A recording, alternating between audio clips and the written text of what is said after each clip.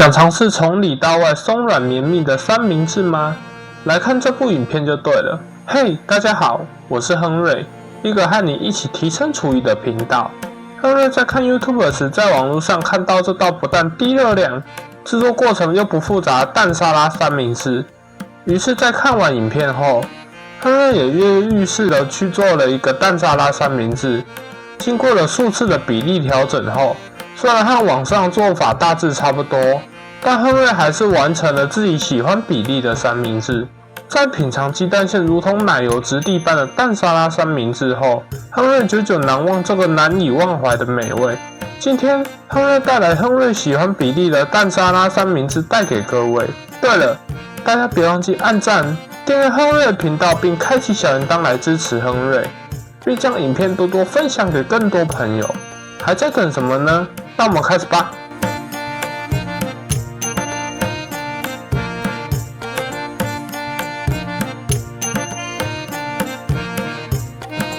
首先，将白吐司的面包边去除备用。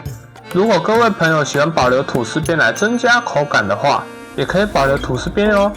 在这里，亨瑞就将吐司边切掉，留着当明天早餐吃了。接着将6颗鸡蛋煮熟后去壳，将蛋黄、蛋白分离开来，分开过筛。在筛这个蛋黄和蛋白的时候，亨瑞感觉筛到手快断了。亨瑞当时在拍摄的时候，总共花了40分钟左右来筛。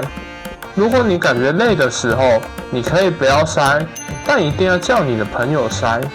回到制作过程，将筛好的蛋黄和蛋白混合均匀后调味，加入美乃滋2大匙。想让馅料更滑顺的话，可以多加一点美乃滋。但如果不想吃太多热量的话，亨瑞还是建议加2大匙就好。接着加盐一点点，黑胡椒拌匀。接着将吐司抹上薄薄一层美乃滋后，将蛋沙拉尽量在吐司上抹成有厚度的正方形，再盖上另一片吐司。一份滑顺、层次感丰富又能轻易有饱足感的蛋沙拉三明治完成。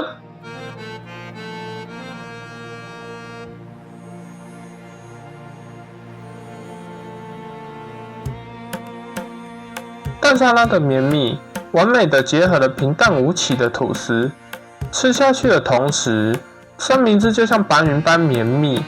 相较于其他食谱的三明治，亨瑞将糖的用量减低，虽然味道少了一点，但吃起来更为健康。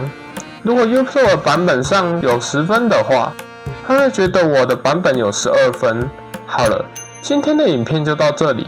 如果你们对制作这道蛋沙拉三明治有其他建议的话，亨瑞将非常期待在评论区中听到你对这道菜的心得和想法，来让我有继续经营频道和进步的动力。如果你们喜欢，欢迎按赞、订阅并按下小铃铛，亨瑞将协助你们激发对烹饪的灵感和信心。我们下回不见不散，拜拜。